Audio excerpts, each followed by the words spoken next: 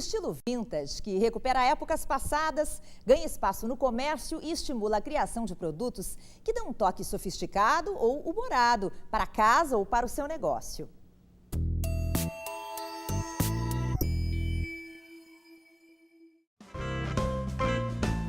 A fachada não revela muita coisa. Parece um salão de beleza como outro qualquer. Mas basta colocar o pé no estabelecimento para perceber que não se trata de um cabeleireiro comum.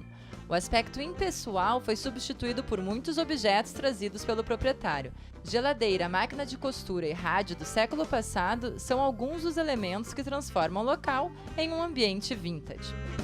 Para fugir do lugar comum e trazer personalidade ao seu ambiente, seja ele profissional ou pessoal, é preciso estar atento a tudo que se passa ao seu redor.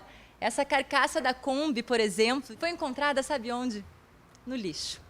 E eu me dei conta de que as pessoas jogam muita coisa boa no lixo, né? A gente vive numa sociedade onde o maravilhoso é descartar, e descartar muitas das vezes o que é bom. Eu encontrei uma peça que casualmente esse sofá que nós estamos sentados, esse sofá estava atirado no lixo. Eu chamei o meu estofador, mandei que fizesse uma boa recauchutagem nele e hoje ele está aqui. É só realmente refazer, né? Fazer uma reforminha. Olha que lindo, que bacana. Luxo no lixo. Então tu tem que ter um olhar mais acuidado, né? Para poder perceber o que as pessoas descartam. E além do sofá, o que mais as pessoas descartam? Descartam geladeiras, por exemplo. Eu tenho uma geladeira datada de 1956, uma Frigidaire, né? Ele tem muita coisa boa em antiquário e que agora as pessoas começam a descobrir o valor dessas peças, não só pela qualidade, mas também pela beleza do design dessas peças. Então, prestem atenção nos antiquários e no lixo também. Depois de dar o seu toque pessoal e transformar o salão de beleza em um ambiente vintage, Fernando quer ir além. Sua veia de professor falou mais alto e ele aproveitou até as paredes do salão para ensinar.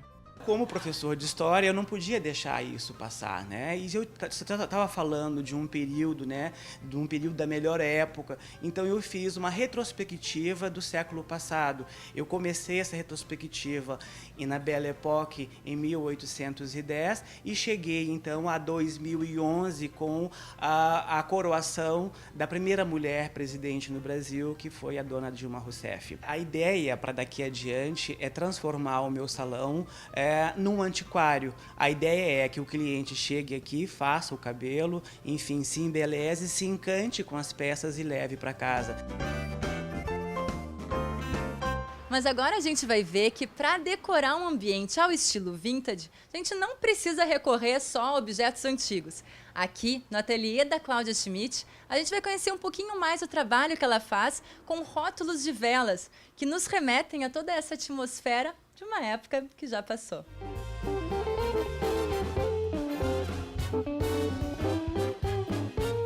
A primeira linha que a gente pensou em fazer foi exatamente a mais clássica da linha de alimentos, que são essas latas, tem 3 tamanhos, vocês podem ver os rótulos todos são de frutas, pescados, leite condensado. Depois começamos a passar para uma parte mais icônica, que é o quê? O Campbell's, que todo mundo conhece, o chiclete. Depois nós partimos para essa linha que foge um pouco do rótulo vintage, aquele tradicional que eu estava te falando, o clássico, mas em função da lata, continuamos dentro do mesmo estilo. Essa aqui é uma linha toda que nós chamamos de Rust. Ela é toda inspirada em latas de óleo, da linha da Harley Davidson, uma coisa assim. Ela na realidade ela é enferrujada naturalmente, ela ficou meses enferrujando para chegar nesse ponto, então ela é totalmente vintage. Essa linha aqui que está sendo lançada agora, aqui já tem uma pequena diferença, que é o seguinte: nós atravessamos o oceano, fomos para a Europa, nos inspiramos basicamente assim no Provençal, muito no Provençal francês. Bem bucólico mesmo. Sabe, assim, fundos brancos, gerânios, alfazemas, lavandas, toda essa coisa que remete diretamente à Provence, né?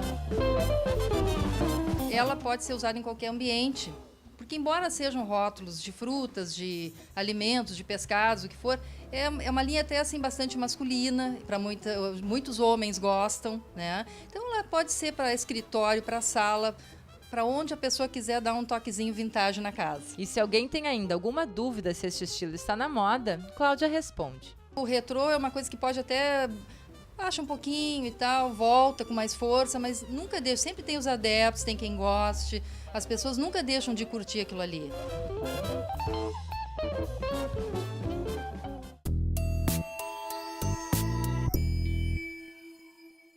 E eu sigo a minha entrevista deste sábado aqui no Imóvel Class TV com a advogada especialista em direito imobiliário, Luciana Martinez. Hoje nós estamos conversando sobre o convívio de moradores e animais de estimação.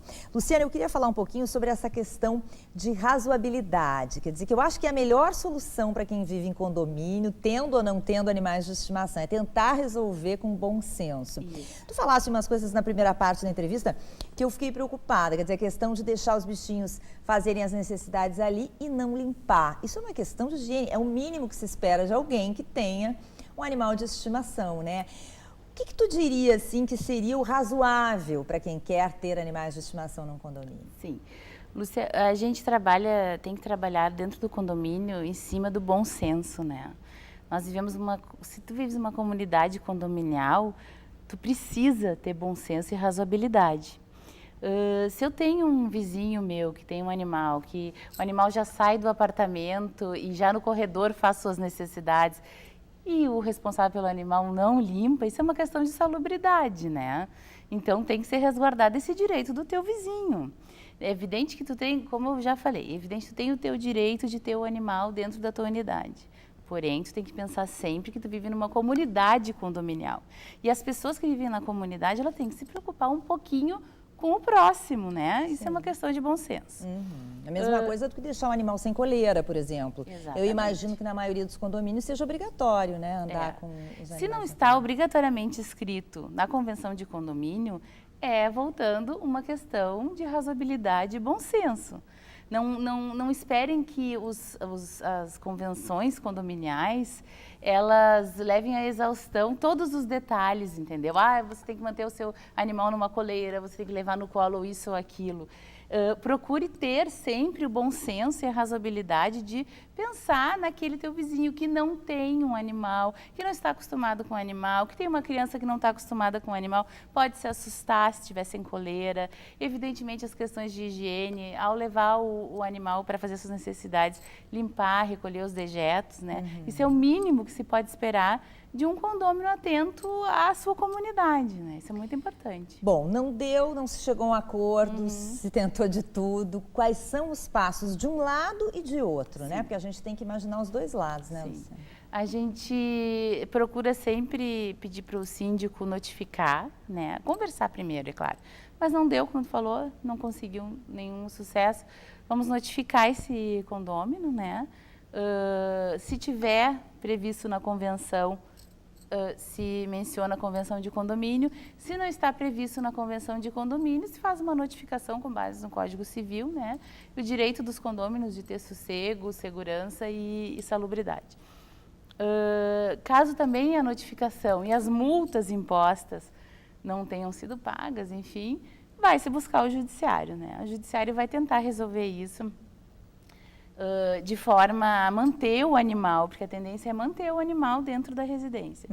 Só que, evidentemente, ou impondo, eu já vi casos de dano moral para o condomínio, porque passou dos limites da razoabilidade, dejetos deixados nos corredores, cachorros que latem muito, enfim, que tiram o sossego, o proprietário do apartamento pode até lhe ser imposta uma multa, uma penalidade pecuniária, dinheiro mesmo. Geralmente essas punições são em dinheiro ou não? Pode ser em dinheiro. Se for uma questão de barulho incessante e que tenha causado dano, que pode ser considerado um dano moral, geralmente pode ser aplicada uma sanção de dinheiro, pagar dinheiro mesmo, danos morais financeiros, né? Pagar 10 mil, 20 mil reais. O que acontece muito é que os condôminos, ao serem notificados ou multados, né, eles vão no judiciário para tentar reverter essa multa, para que essa multa não seja aplicada. Por isso que é importante o síndico também ter a comprovação desses fatos. Não são meras alegações dos condôminos dizendo que o cachorrinho late o dia inteiro, ou a questão dos dejetos, não. Tem que ter comprovado isso, tem que gravar o barulho, tem que fotografar a pessoa andando com um animal, ou ele latindo para uma criança no condomínio, para um idoso, alterando a rotina tranquila daquele condomínio. Isso é muito importante. Porque se tu vai no judiciário buscar essa anulação das multas, por exemplo, ou, por outro lado, se tu vai cobrar essas multas no judiciário, tu tens que ter comprovação. O judiciário não assiste à falta de razoabilidade de nenhum dos lados. Sim. Ele precisa de provas. Isso é importante. Bom, mas a dica primeiro é tentar chegar a um acordo, Certamente, né, doutora? certamente. Obrigada pela sua participação aqui com a gente. Muito obrigada, Lúcia. Eu conversei hoje com Luciana Martinez, advogada especialista em direito imobiliário. O Salão do Imóvel, que terminou no último domingo, registrou um crescimento de negócios de 18% em relação à edição anterior. O maior evento de ofertas imobiliárias do estado movimentou 72 milhões de reais nos 4 dias. 8.000 pessoas passaram pelos 30 estandes instalados no Bourbon Valley, em Porto Alegre. Em instantes, tem piscinas aqui no Imóvel Class TV. Com a chegada do verão, você vai conhecer tecnologias de automação e alternativas de móveis para compor um ambiente de lazer.